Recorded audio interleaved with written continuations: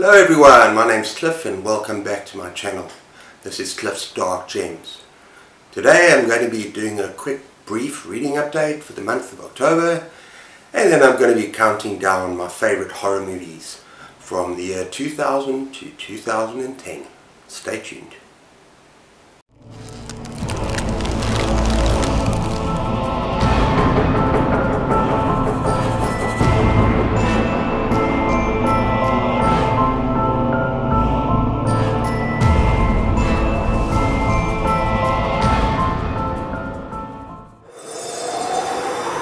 Okay, let's just quickly talk about 3 books that I've been reading this month.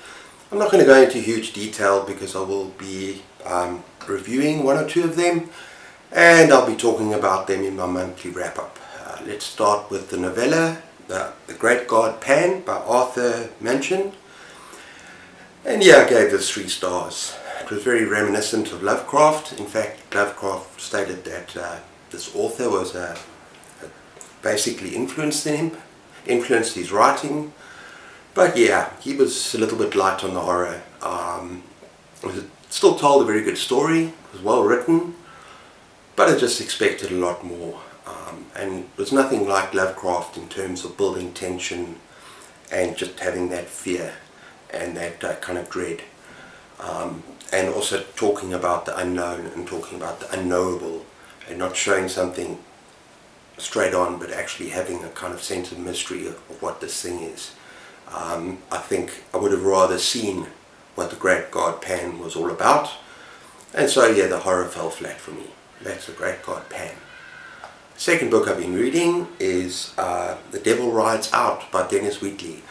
Now this is a lot of fun. I'm about a third of the way through the book, and it's quite a long novel, and it's a real swashbuckling adventure, but one also involving witchcraft, Satanism, black magic, so obviously all that great stuff added in there as well.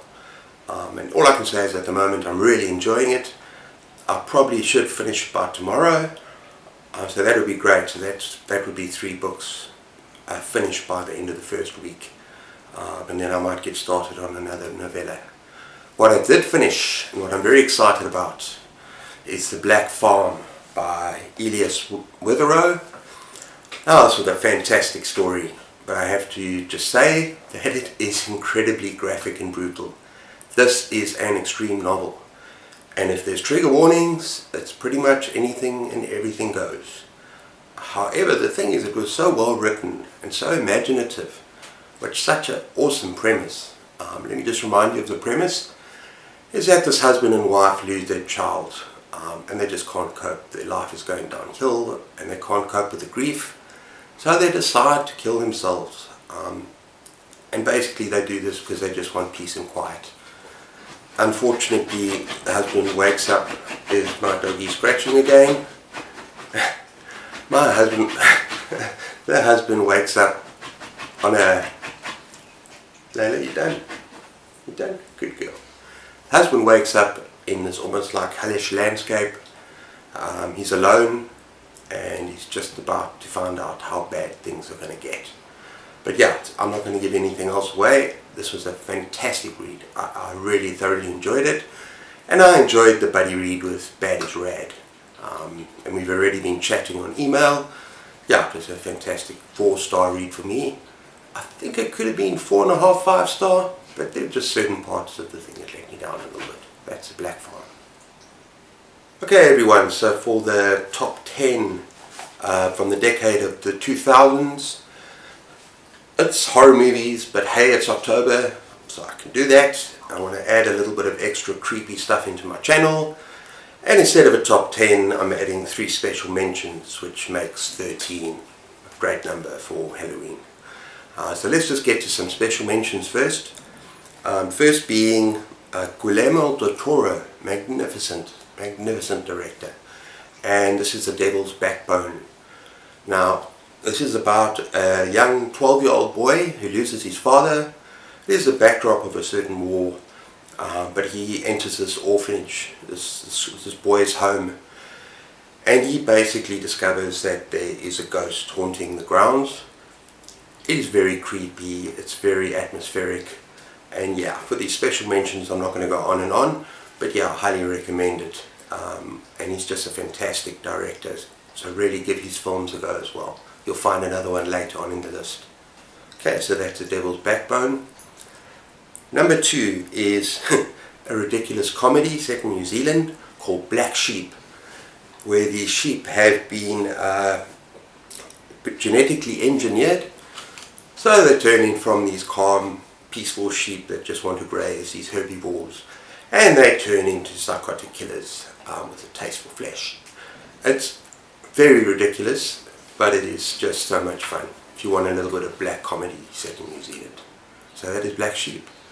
The third one is something that could have been high up on my list, and that is Zombieland. Now, this is almost a zombie apocalypse road trip. I'm sure all of you have seen it or have heard about it. It's kind of a buddy road trip.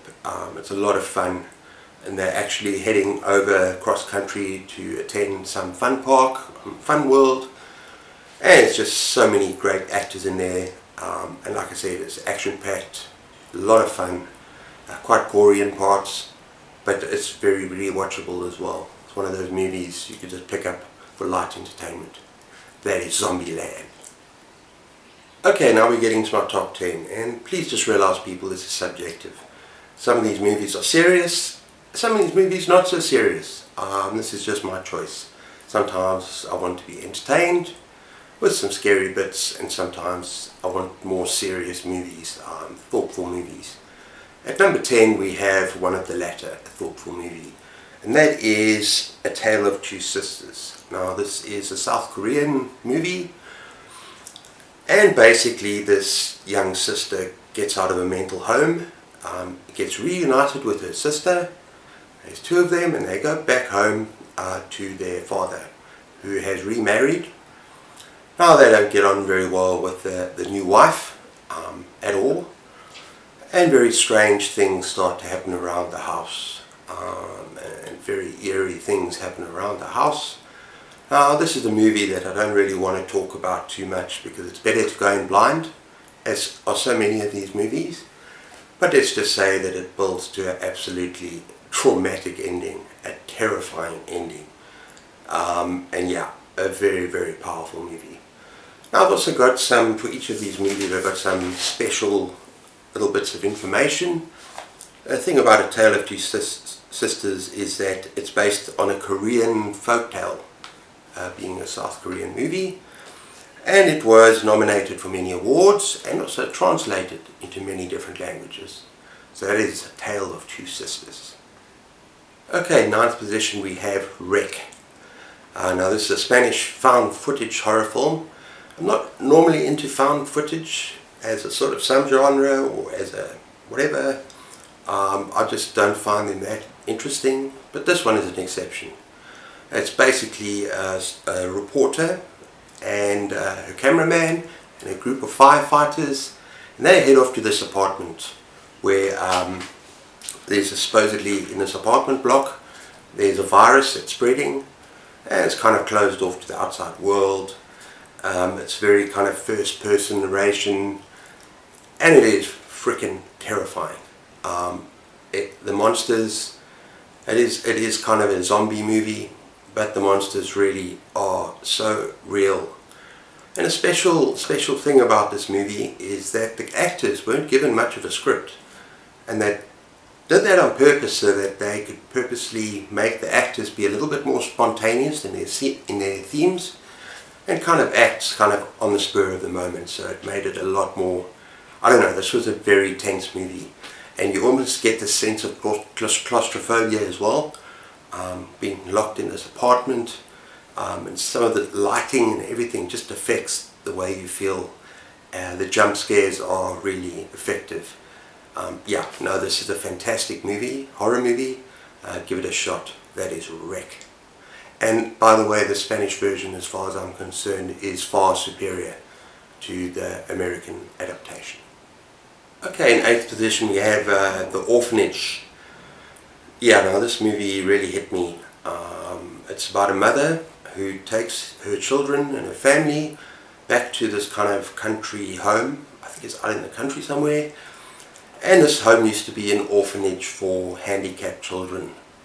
And the son starts talking to an invisible friend, at a later stage invisible friends, plural, and all sorts of strange things start to happen.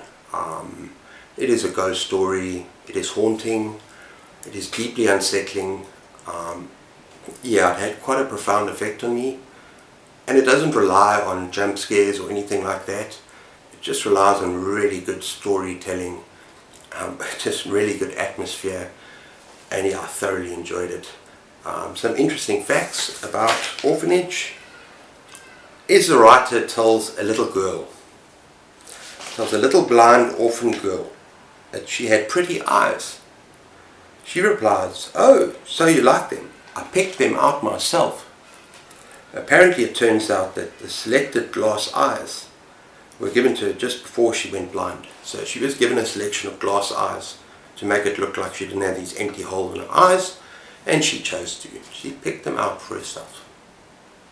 Okay, now we have something completely different. We have Grindhouse, Planet Terror. Now this is a film from one of my, well, I think he's involved in the movie. I think it was Robert Rodriguez, but it involves Quentin Tarantino, who's one of my favorite people in film. I love Pulp Fiction, I love Kill Bill, all of those movies. And this is just a batshit crazy, really batshit crazy zombie movie. And it's a B movie, and it's purposefully filmed in such a way as to pay homage to a different era of filmmaking, kind of the exploitation films, where the focus was on gore and sex and blood. But interestingly enough, in Quentin Tarantino's films, you don't see nudity. It's like you don't need to. Sex is alluded to often, obviously, and it is kind of rude and sleazy, but he doesn't feel the need to flash a female breast and all that sort of thing. So yeah, he finds other ways of kind of conveying that sort of message. This is a fantastic film, and a group of survivors. Basically, I'm not going to go through all the characters, but they kind of hoard up against a zombie apocalypse. A very original zombie apocalypse. Some kind of virus or some kind of germ that's been military manufactured. I can't remember all the details, but it's a hell of a lot of fun. It's gory as hell, be warned, and it has everything from a machine gun leg to dripping and melting body parts. Quentin Tarantino, I don't know why he went there, but yeah, if you're in for something a little bit fun and off the wall, I'd give that a go. Okay, rather than some interesting information about Planet Terror, I'm going to go with one of my favorite quotes from the movie, and there's a hell of a lot of them. It's a lot of one-liners, it's a lot of fun. But basically you got this nurse with these syringes, and she's attending to a man who has just been bitten by one of the zombies. Now his arm is absolutely screwed, and he's quite calm about it. So the nurse comes in with her syringes, and she's about to inject him, and she says to him, "These are my friends. My yellow friend is to take the sting off.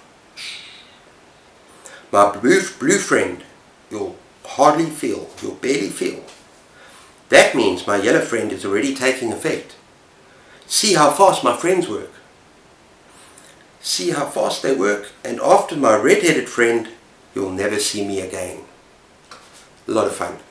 And then of course there's "You and Me Baby," "You and Me versus the World." There are just so many little one-liners and quotes in this movie. Fantastic.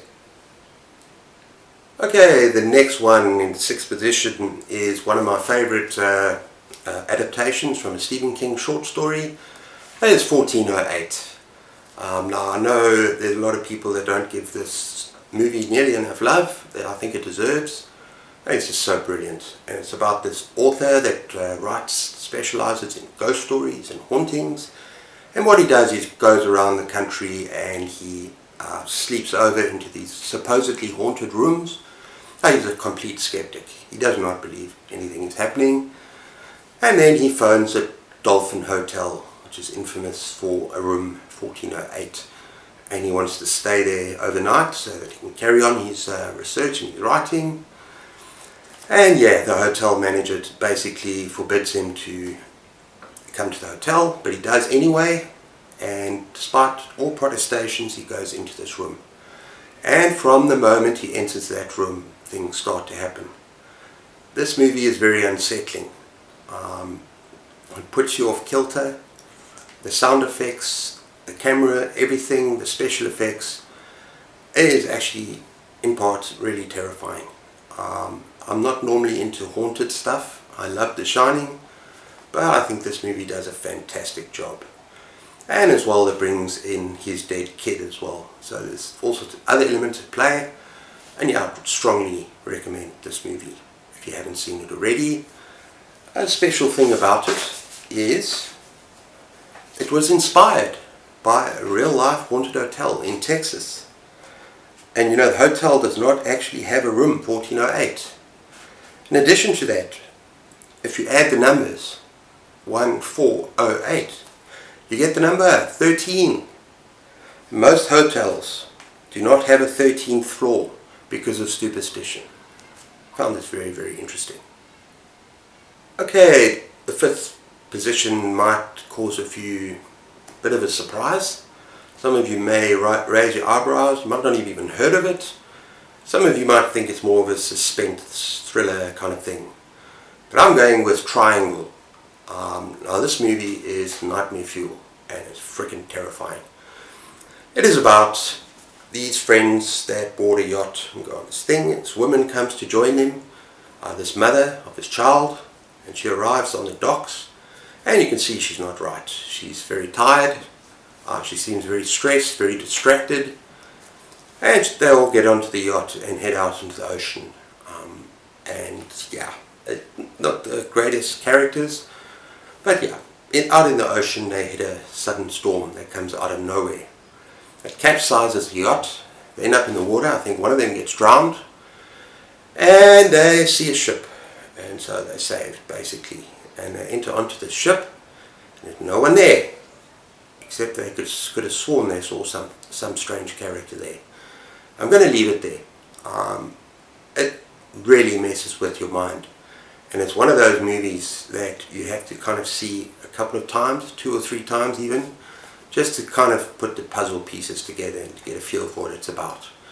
It's also pretty gory in places, that's why I call it a horror, maybe more a slasher, but I just think it is a phenomenal movie. It's not talked about, it's underrated. Do yourselves a favor, if you have not seen Triangle, get a copy. I'd love to know what you think. And now, interesting thing about it, okay, let's go back there. It was shot in Queensland, Australia. I've been there. Just stunningly beautiful with the coastline, but it also has a very eerie atmosphere. And also the title can be interpreted in different ways. I mean, I think the most obvious way is when you think of the triangle and you think of the ocean, you think of the Bermuda Triangle, where ships disappear. This movie has so many layers. It's a nightmare. And yeah, I can't talk about it without spoiling it. I don't want to spoil this movie for you. You need to watch it, as simple as that. It's exciting, fast-paced, and kind of disturbing in places. It put me on edge. And I think I've seen it 3 or 4 times, and every time I think about it. It's maybe a good idea when you watch it the first time, just to go in thinking a little bit.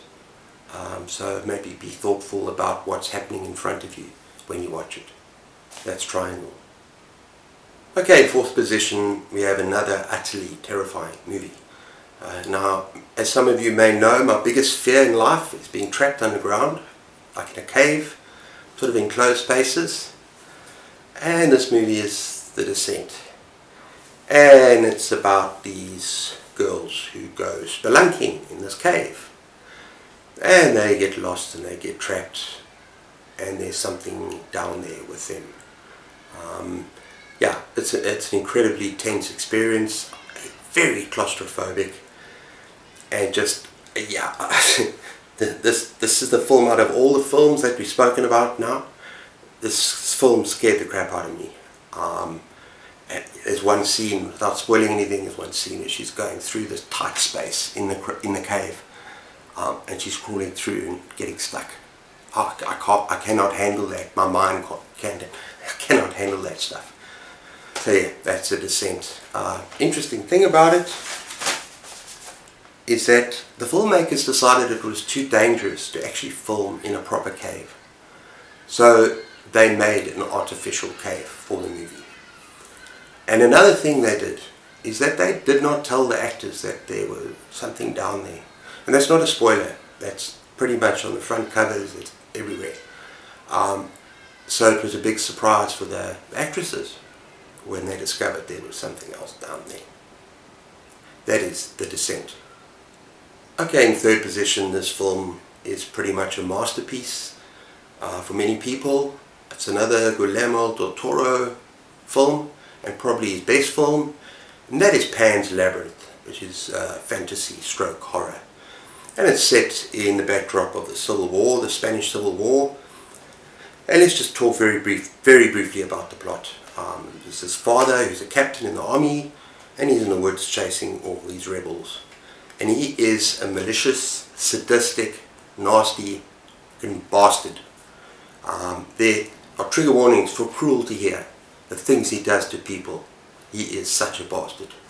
And he has a daughter from another wife, who is a young girl, I think she's 11 or 12, and she escapes this harsh reality. And this contrast between the real and the fantasy is so important and makes this movie so much more powerful. And she escapes into this world of basically Pan's Labyrinth. And it's just phenomenal. There's magical sort of fairy folk and monsters. Oh my word. I think I'll put one up here for you now. But the monsters, this is terrifying. And there's some very creepy scenes in this movie. And really, wow. But yeah, it's a fantastic movie. It's just so well shot. It's just so well directed. The music scores, everything about it. It's absolutely magnificent.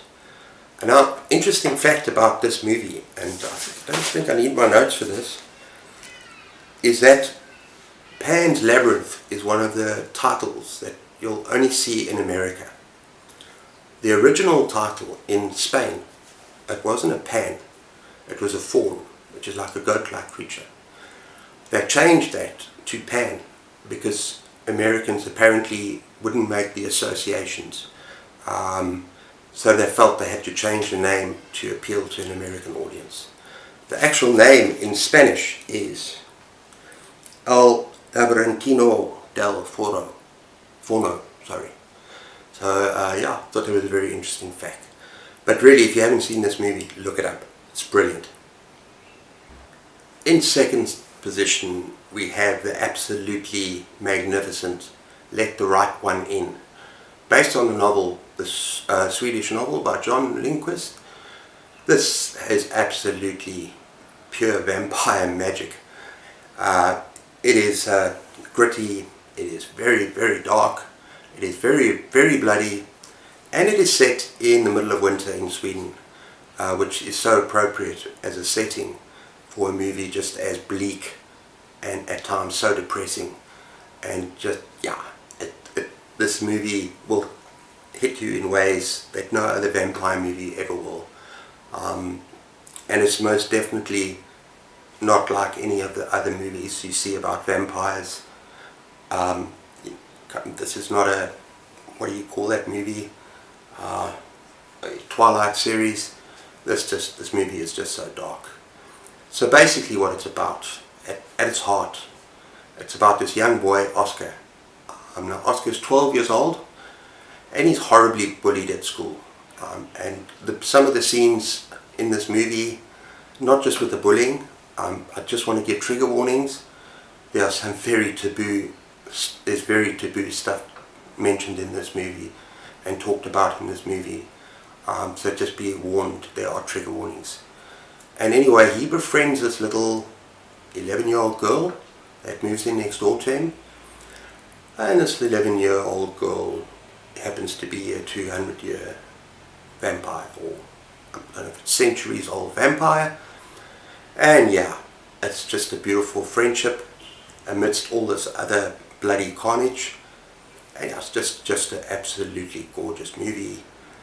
in the most unsettling, disturbing and twisted of ways, but highly recommended.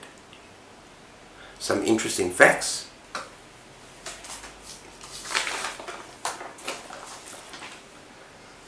It took over a year for them to find the cast of Ellie and Oscar. They had spent a year looking for the perfect actors. And when the movie was done, John Lindquist basically did the screenplay. He did it himself. He adapted the book to the movie. And after the first few scenes, he burst into tears, thinking it was so beautiful. So yeah, that's let the right one in. And by the way, this is better than the American remake. Although that's pretty good as well. I reckon the original is the best, the Swedish version. Okay, in first position, and this might be an unpopular opinion, hey, I don't care. This is my list. I've watched this film over and over and over again. It is freaking hilarious. And I could almost quote just certain parts of the movie just from memory. And that is Shaun of the Dead. This is British comedy, very British, with Sean Pegg and Edgar Wright as part of the Cornetto trilogy, and it's just a phenomenal, hilarious movie. It's about a group of friends, well, not so much friends, it's Sean and his girlfriend who has broken up with him, and his best friend is a complete loser, and his two other morons who like kind of hang-ons or whatever. And they decide to hole up in this pub called the Winchester during a zombie apocalypse. Have a beer, have some snacks, have a smoke or two, and wait for the whole thing to blow over. Oh, and of course it's his mum as well. And yeah, just to finish off, I actually wanted, this movie is just hilarious on so many different levels. But it also is a good zombie movie. It is scary. It's kind of tense, and it's a really good story. So it just happens to be a spoof of zombie movies, but at the same time, a really good movie in its own right. And I know at certain places it actually pays homage to, I know Night of the Living Dead, where there's this line, famous line, "They're coming to get you, Barbara." And the boys say to Sean's mom, "We're coming to get you, Barbara." So there's all sorts of little things that go on in this movie. It's just brilliant. It's just so much fun. And so sometimes that's what you want. You want just entertainment. And this film entertained me royally. And I just want to give a favourite quote from this film to finish off. Okay, so what's the plan then? Sean's talking to his buddy. Right then, what's the plan then? We take Pete's car, drive over to Mom's, we go in, kill Philip. I'm so sorry, Philip. Then we grab Mom, go over to Liz's place, hole up, have a cup of tea, and wait for the whole thing to blow over. And then they have 10 different variations of that, because basically you want to smoke, you want to have a drink, you want to have snacks with your buddies. And it's secure, it's safe, it's a pub. Never mind all the zombies, they're going to hole up in the pub. So that changes, and then kill Phil, go to the Winchester and wait for the whole thing to blow over. That's pretty much the plot. But yeah, I love this movie. I could watch it again tonight. That's how much I love it. It's just so much fun. Okay everyone, so that's my choice for top 10 horror movies from the year 2000 to 2010. Let me know which one of those you've seen. What are your favourite movies? I know that your lists will be very different to mine, so just remember that. It's all subjective, it's all fun here. Leave a comment in the section below. Please remember to take care of yourselves, keep those pages turning, keep watching those movies, and cheers.